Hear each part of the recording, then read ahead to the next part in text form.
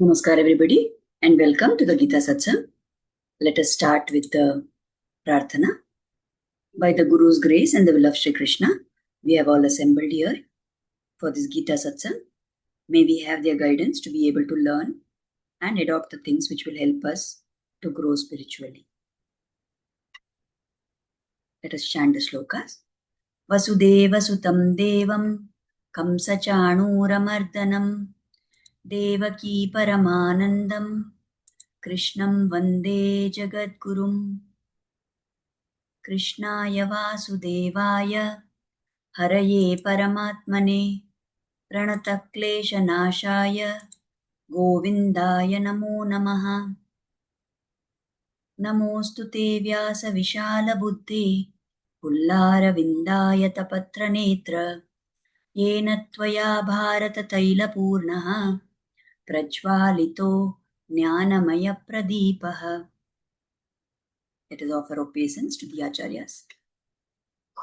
यो नित्यमच्युतपदाम्बुजयुग्मरुग्म व्यामोहतस्तदितराणि तृणाय मेने अस्मद्गुरोर्भगवतोऽस्य दयैकसिन्धोः रामानुजस्य चरणौ शरणं प्रपद्ये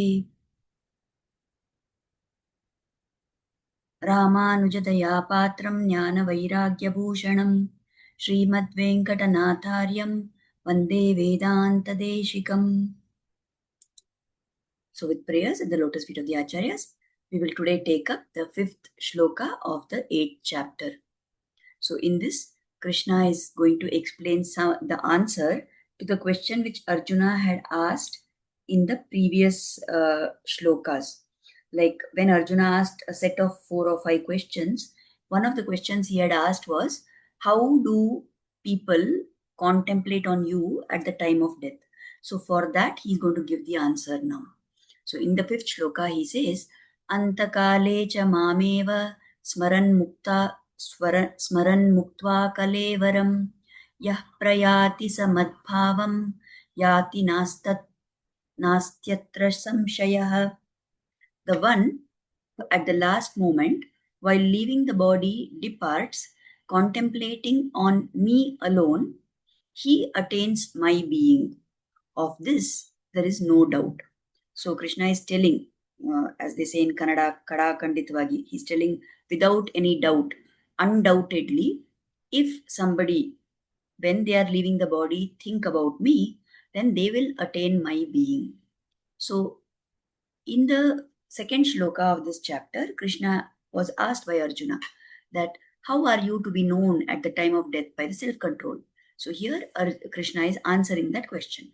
So he says that whatever one meditates upon at the time of leaving the body, that person attains that very form in the next Janma.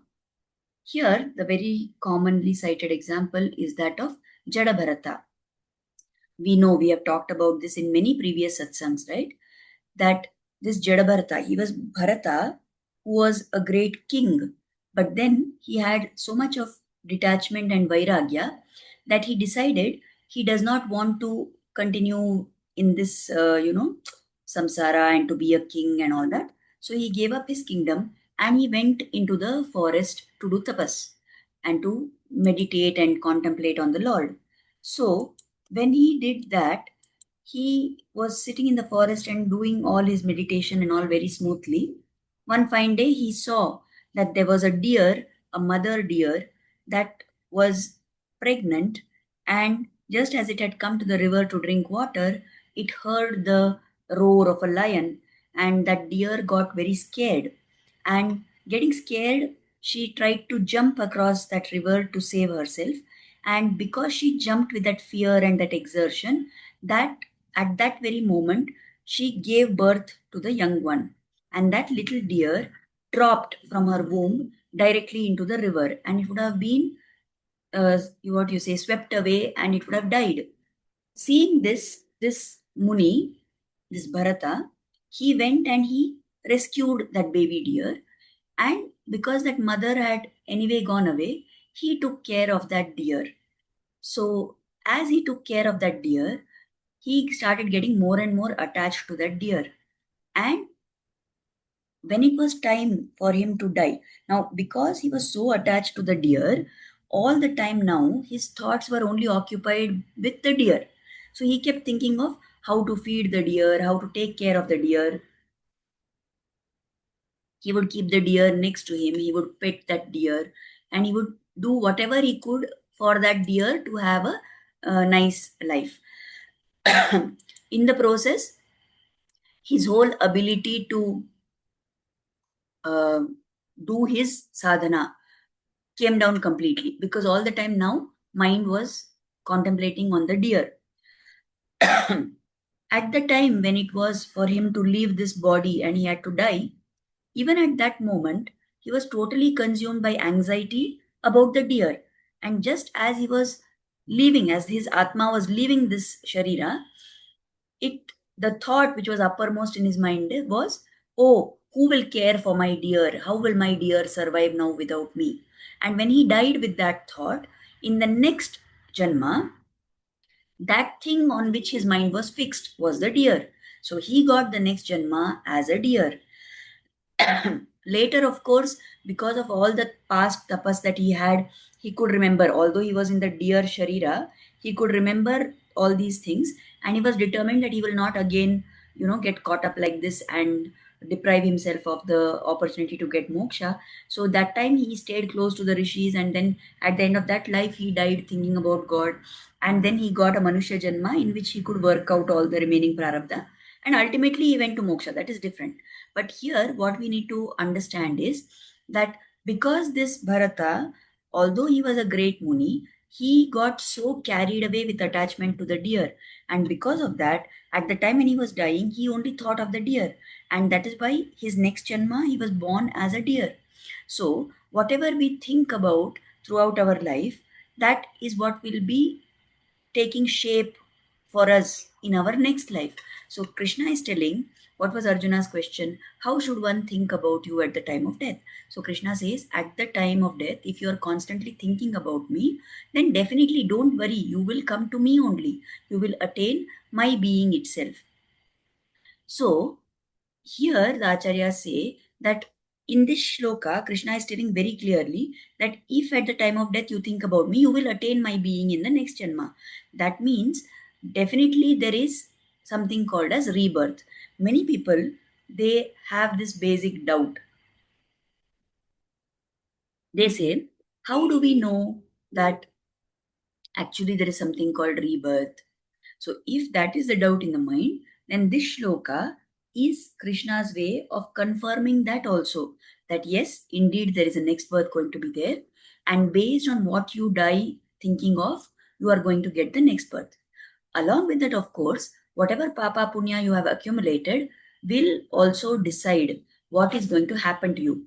Now, this is very critical to, understand that this whole concept of papa and punya, that is what is the what you say, the kind of concept which is very important for us to stick to the right path, to do the right things. Suppose it was that whatever I do, there is never going to be any outcome for that. That whether I do good or I do bad, there is nothing which is given to me as a reward or a punishment. Then most people would, like, because of our natural tendency to go towards the negative, we would end up doing so many wrong things, so many bad things. Right now, because we know this concept that if I do wrong things in this janma, I'm going to accumulate papa, and that will affect me in my next janma. So at least that will make sure, that idea, that concept makes sure that we don't transgress those lines, that we stick within the moral boundaries which we are supposed to stick.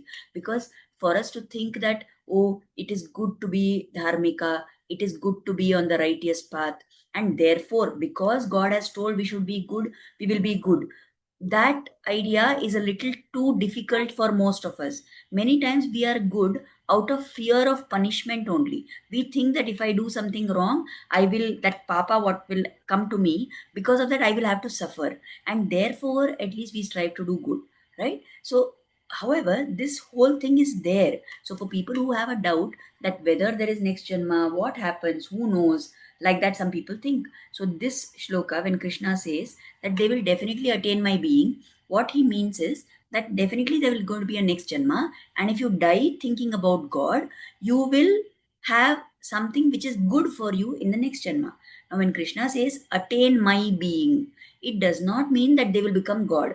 If you die thinking of deer, you become deer. If you die thinking of God, will you become God? No, we cannot become God like that. There is no concept at all, at least in the Sri Vaishnava Sampradaya. There is no question of you becoming God. Even if you get moksha and you go to Sri Vaikunta, then ultimately you are going to be there as a separate entity who is a dasa of the Lord. Yes, you will get similarity and resemblance to the Lord in certain of his gunas, but you will not become one with God. So this thing about attain my being, it does not mean that the person who thinks of God at the time of death becomes God. Rather, it means that because they died thinking about God, they will get those same divine and godly qualities in their next janma. So somebody who has uh, died thinking about how Karunamayi is the Lord, how great is the Lord's power, how intelligent the Lord is, and things like that. Whatever or how wealthy he is, or how much prosperity he is capable of giving us, like this, or how strong he is. So if we think about all these gunas of the Lord at the time of our death, when we are having the next janma, we will be born with those, some quantum of those gunas. How much of those gunas we get will get decided based on our papa punya again. But at least that basic foundation will be laid by this thought at the time of death. So that is why Krishna is telling that if you die thinking of me, then definitely you will attain me. You will attain my being. So this is what we need to understand here from as a sadhaka. So if we are belonging to a particular of those three categories of sadhakas, what will be focusing on at the time of death, and what state we will attain because of that.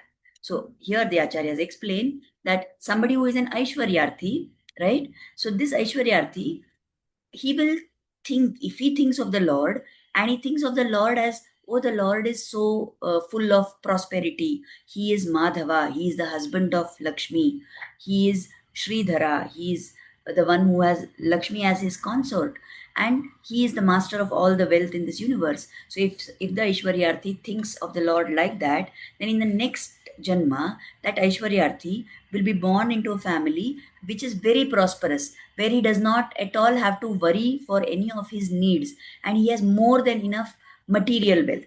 So that is what will happen to the Aishwaryarthi. What about the Kaivalyarthi? Kaivalyarthi wants to have Atmanubhava. So he will think of the Lord as the one who is not having any birth, the one who is never going to age, and the eternal nature of the Lord. So when he thinks about that, then in the next Janma, he will get the state where he will be liberated from the cycle of birth and death. It may happen immediately that he will completely be liberated, he will not take another janma, or it may be that he will be born into a stage where from where it is very easy for him to proceed to moksha, to the state of atmanubhava. So that is what will happen to the kaivalyarthi. What about the bhagavad labharti? What does the bhagavad labharti want? What is his purpose? To attain the lotus feet of the Lord. So he will at the time of death contemplate on all the kalyana gunas, the auspicious gunas of the Lord. So if he does that, then he will get the next janma where he will have lot of divine qualities. He will be in a family where it is more conducive for him to do sadhana and to quickly reach the Lord. So depending on what kind of seeker, what kind of sadhaka we are, accordingly will be our contemplation, and accordingly we will get the state in the next janma, or we will be freed from the cycle of birth and death. So this is what we need to remember. Now, continuing further, Krishna is telling in the sixth shloka, he says, Yam yam vapi smaran bhavam tyajan tyajan tyante kalevaram tam tamai vaiti kaunteya sada tadbhava bhavitah. So he says, whatever concept, whatever bhava you have when you are leaving the body at that point of time, that alone is what that person attains, O Arjuna, having ever been in the contemplation thereof. So let me just explain this a little more correctly. So if you think of our life, what is likely to come to us at the time of death? What thought will come to us? Whatever we have done throughout our life, that will only get distilled and come at the end, isn't it? Just like if we take the example of that Bharata Muni, he had done so much, what you say, seva. He was first a king, so he had ruled as a king, and then he had decided he doesn't want that, and he had got into tapas. But then, when he got attached to the deer, that was so strong in his mind. So that even wiped out all the other thoughts from his mind. And therefore, at the time of death, he got the thought of the deer. He didn't get the thought of how he had ruled his kingdom. He didn't get the thought of how he protected his people. He didn't get the thought of how he did tapas. He was most attached to the deer, so he died thinking of the deer. So, whatever we do throughout our lives, some of those things to which we are highly attached, those we have so many thoughts, everything, so many experiences in our life, we have so many interactions with so many people. All those are like the inputs which we are giving to our mind, right? And they create a samskara. They have an impact on what kind of emotion or feeling of that sukha dukkha that our atma experiences. So if out of all these things there is something on which very frequently we are contemplating about, right, then it's like how you must have heard about this process of distillation, that you have a liquid mixture and then you keep heating it in such a way that whatever is not wanted is made to evaporate, and only the essence what you want remains behind. So like that, when our thoughts and experiences get undergo this process of distillation in our mind, ultimately what remains, that which we have most frequently thought about, and that will soon start, kind of revealing itself in the way our mind works, in the way we behave, in the way our habits become. So that at the time of death comes out as the output, as the final thought. So, if you want at the time, why we are learning all this, if we now Krishna has told at the time of your death, whatever you're thinking about, that is what you will become in the next Janma. So, okay, can I say then that, okay, all my life I will be however I want, I will do whatever I want, only at the time of my death, but I will remember Krishna and then I will attain his feet? Is that what is going to happen? That is why here Krishna is making it very clear that I have told that you will attain whatever you are thinking at the time of death. And undoubtedly, if you think of me at the time of death, you will come to me. But the question is, will you be able to think of me at the time of your death? What will come to your mind at the time of death? Are we going to be fully possessed of our senses and all our buddhi and everything? Will it be functioning properly the way it is now? We don't know. We have no guarantee absolutely.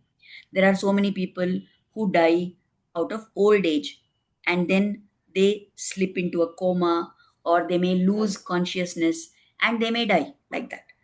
Do they have any control then over what their thought was at the time of passing? They don't. What about some people who die in accidents or have an untimely death?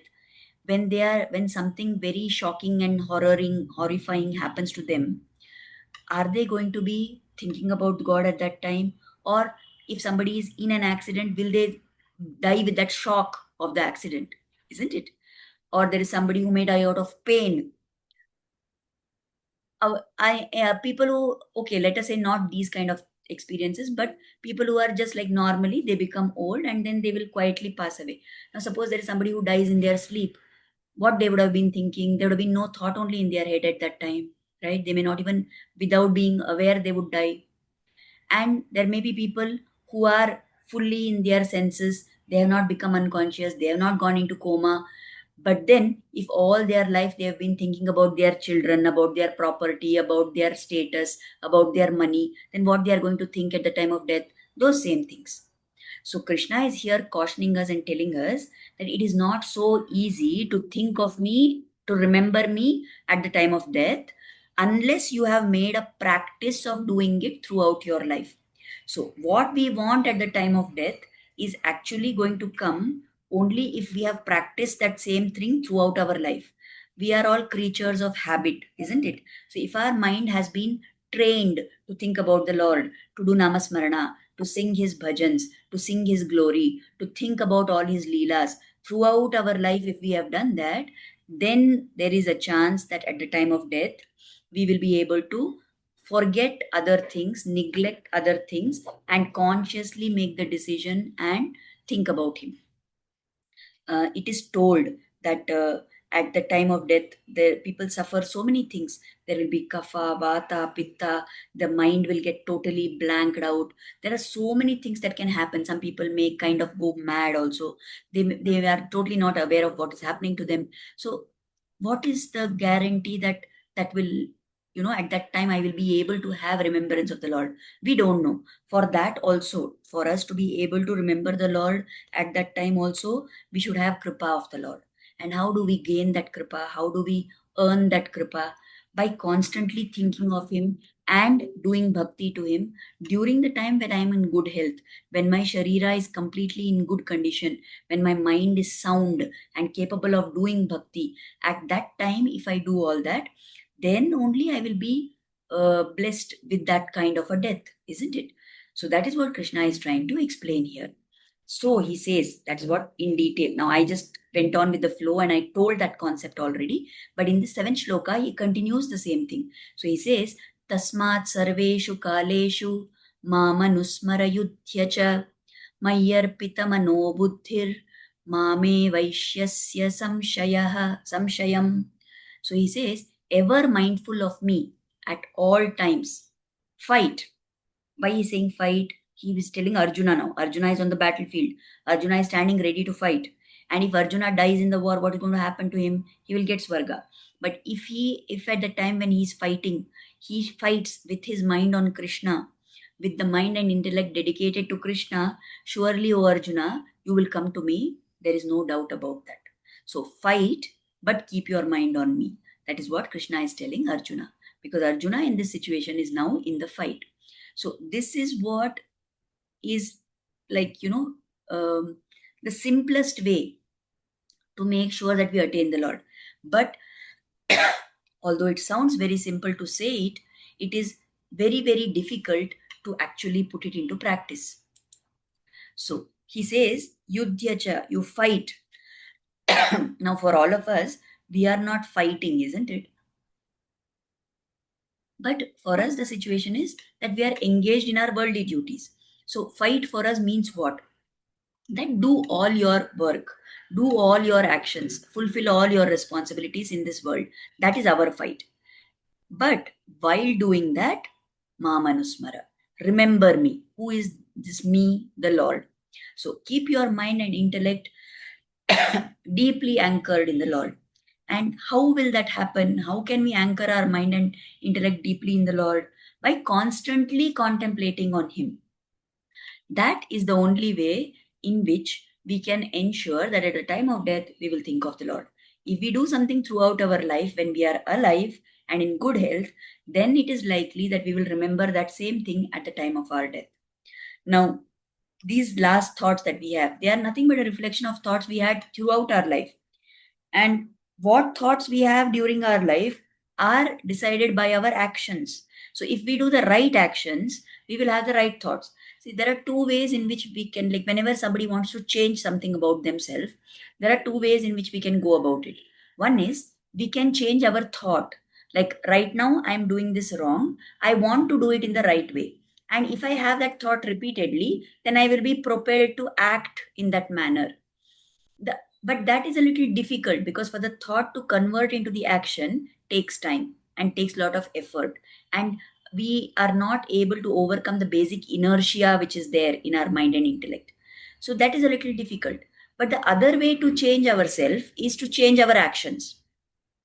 When we change our actions and repeatedly keep taking up that action which is good for us, gradually over a period of time, that repeated action transforms into a thought in your mind. And then you are more likely to stick to that. So, what the acharyas explain here is that if it is that our thoughts are getting decided by our actions, That means our actions should be the right ones. What are these right actions? They are all the karmas which are prescribed to us by the Shastras. We are all belonging to a particular varna, we are all belonging to a particular ashrama. So, whatever nitya karma, whatever naimittika karma, nitya karma is what we do every day. Naimittika karma is what we do on particular occasions.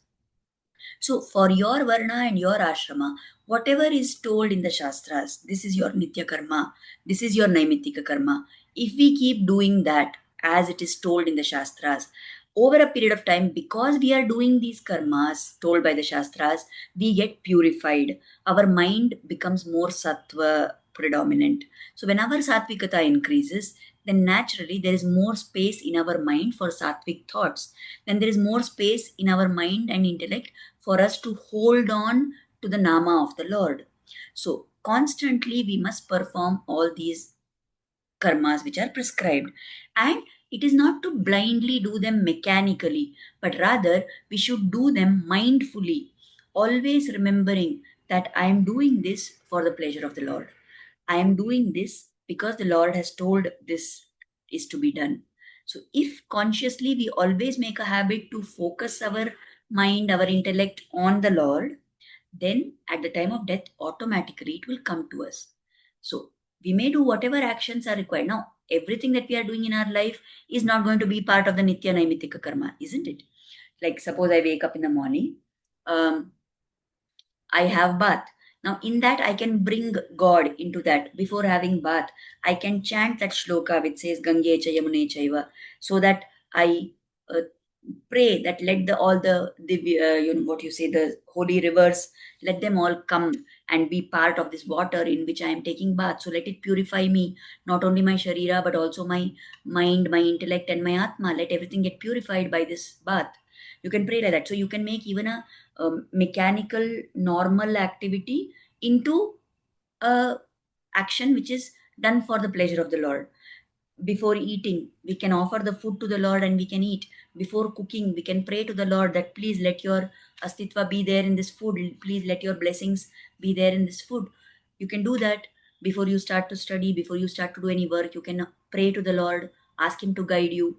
We can do everything. But suppose there are certain activities which we can't really turn towards God also.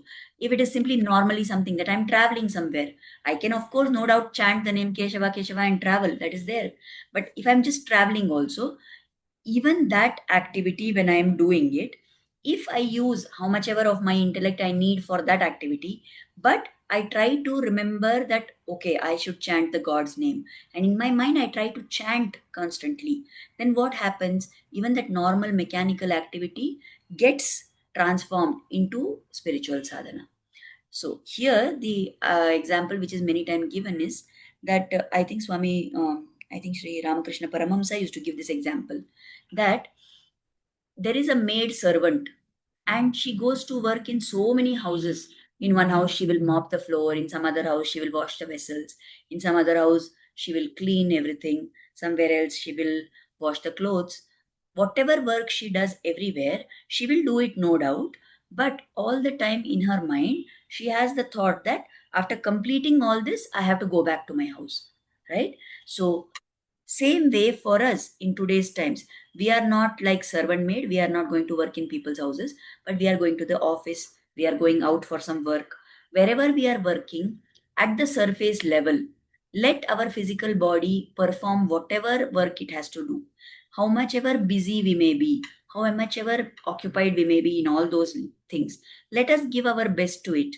It's not that we have to, what you say, neglect those things. Let us do those to the best of our ability with our body, with our mind, and maybe intellect.